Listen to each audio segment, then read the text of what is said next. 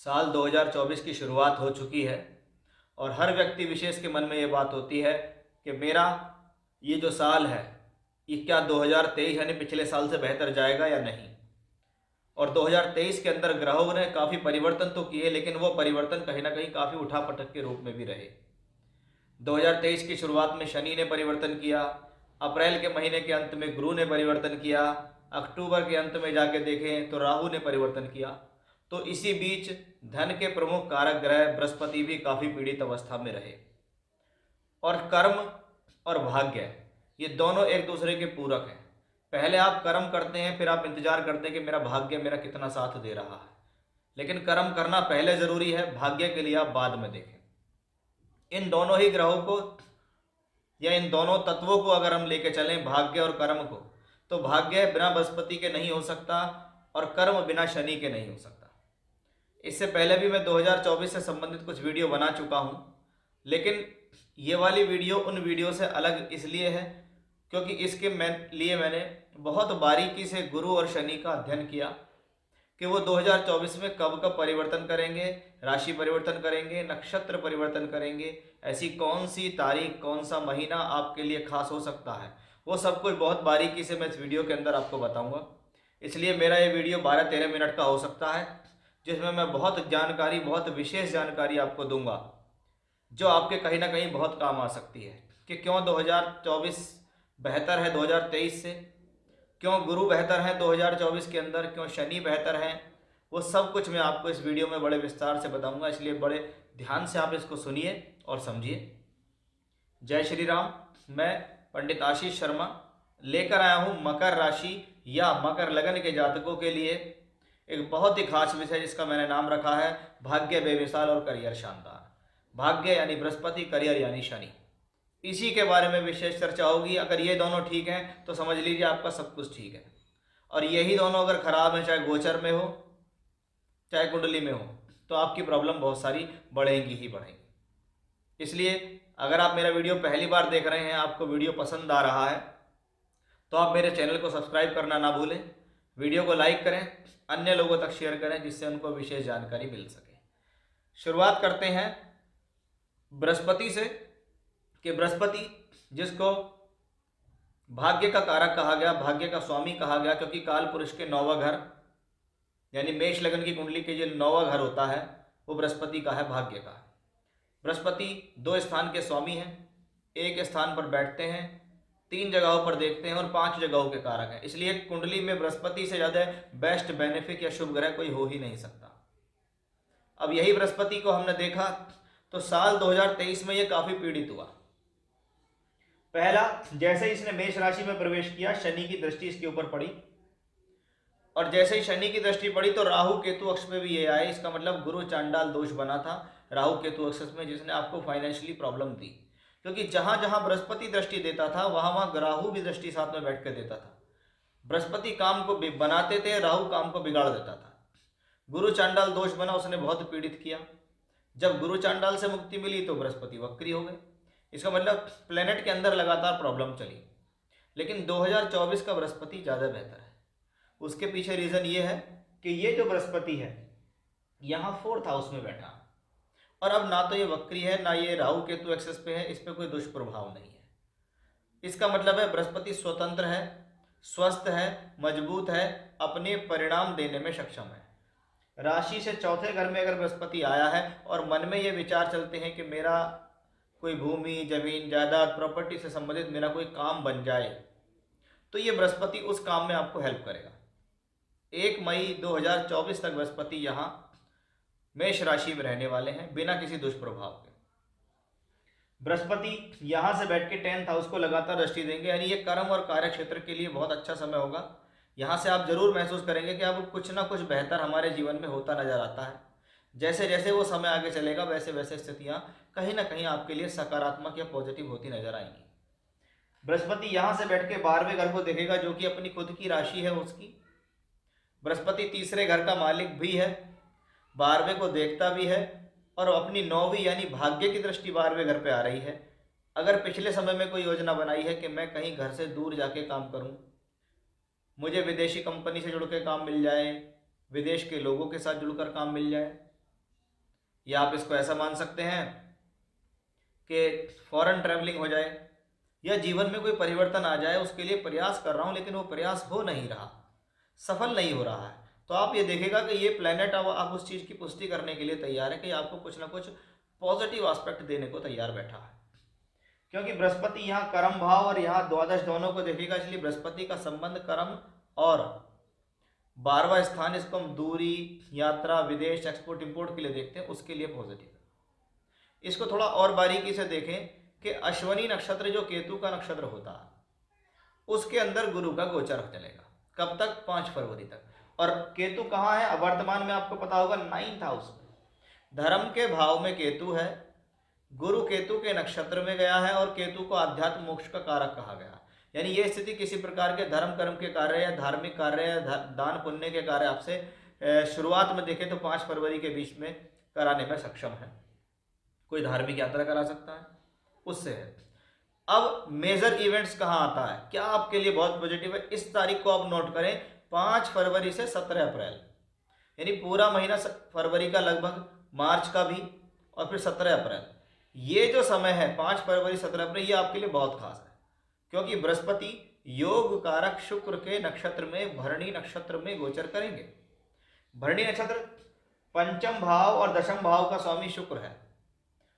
बृहस्पति यहां बैठा हुआ है, इसका मतलब है कि अब भरणी नक्षत्र, जिसको हम भरण पोषण का नक्षत्र कहते हैं, वो बृहस्पति का भरण पोषण करेगा, शुक्र के रूप में करेगा। यानी ये समय शिक्षा, विद्या, बुद्धि, संतान के लिए शुभ है, कर्म, कार्यक्षेत्र, नौकरी, व्यापार के लिए शुभ है। इससे संबंधित सुख संदेश आपको मिलेंगे। ये इस वर्ष 2024 का पहला बेहतर पीरियड है। अब दूसरा पीरियड हमारे पास आता है कि जब हमने देखा कि गुरु सूर्य के नक्षत्र में प्रवेश करेंगे 17 अप्रैल को। 17 अप्रैल से 1 मई तक ये जो ग्रह है, ये मंगल की राशि में बृहस्पति रहेंगे और सूर्य के नक्षत्र में गोचर करेंगे। पहला चरण यहाँ पाएंगे। और सूर्य आपके लिए क्या है? अष्टमेश है, लेकिन बृहस्पति के लिए सूर्य मित्र है। इसलिए ये जो समय है ये कहीं ना कहीं एवरेज जाएगा। बहुत बढ़िया मैं इसको नहीं कह सकता, जैसा कि 5 फरवरी से 17 अप्रैल था, तो एक एवरेज समय पे जाएगा। 8th हाउस का मालिक सूर्य है, तो इस दौरान थोड़ा सा सोच समझकर फाइनेंशियल स्थितियों को खर्च करें, या पैसे से संबंधित जो लेन देन है उसका थोड़ा ध्यान रखें। अब 2024 का एक बड़ा परिवर्तन होगा बृहस्पति के रूप में। 1 मई 2024 को बृहस्पति 9th हाउस, पंचम भाव में आ जाएंगे। पंचम भाव, उसमें बैठ गया शुभ ग्रह, यानी बृहस्पति ने जिम्मेदारी ली है कि मैं आपको कहीं ना कहीं शुभ परिणाम दूंगा 5वें घर के। 5वां घर अगर विद्या है, बुद्धि है, शिक्षा है, आपके सोच विचार, आपके निर्णय हैं, आपके संतान है, तो ये बृहस्पति यहाँ बैठकर इस बात की पुष्टि करता है कि अब मैं आपको इनसे संबंधित स्थितियां दूंगा। पहले ये बृहस्पति केंद्र में था, अब ये त्रिकोण में है। केंद्र से हमेशा बेटर त्रिकोण होता है, क्योंकि त्रिकोण भाव लक्ष्मी भाव कहलाते हैं। बृहस्पति यहां से बैठ के 9th हाउस को देखता है, यानी फिर से वही स्थिति, शिक्षा प्लस संतान दोनों के लिए पॉजिटिव नजर आती है।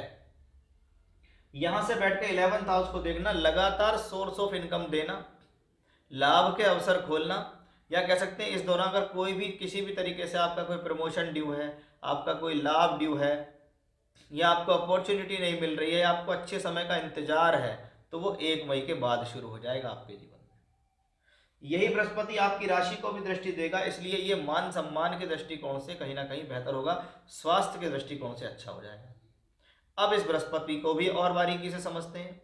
मैंने कहा था कि बृहस्पति केतु के सूर्य के नक्षत्र में, और 1 मई से 13 जून ये बाकी 3 चरणों में रहेगा। सूर्य आपके लिए अष्टमेश है, बृहस्पति पंचम भाव में आ गए हैं। इसका मतलब पहले बृहस्पति केंद्र में थे, अब त्रिकोण में है। लेकिन ध्यान रखें, अष्टमेश के नक्षत्र में अगर कोई प्लेनेट गोचर करता है तो वो आपसे गलती कराने का प्रयास करेगा, वो आपसे गलत डिसीजन देने का प्रयास करेगा। अगर वो आपने चीज समझ ली और अपने ध्यान में रख ली तो आप उन चीज़ों से बच जाएंगे। यानी इस दौरान सावधानी से काम करें, नुकसान वाली ऐसी कोई खास बात नहीं है। अगर कोई नुकसान या लॉस होगा तो आपकी अपनी गलती से होगा। अब 13 जून से 20 अगस्त तक बृहस्पति चंद्रमा के नक्षत्र में गोचर करेंगे। चंद्रमा कौन है? सप्तमेश है।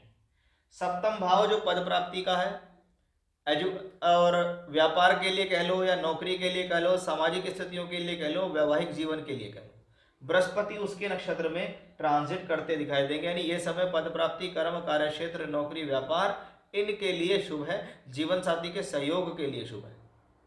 तो वो एक पॉजिटिव स्थिति हमें यहाँ भी दिखाई दी।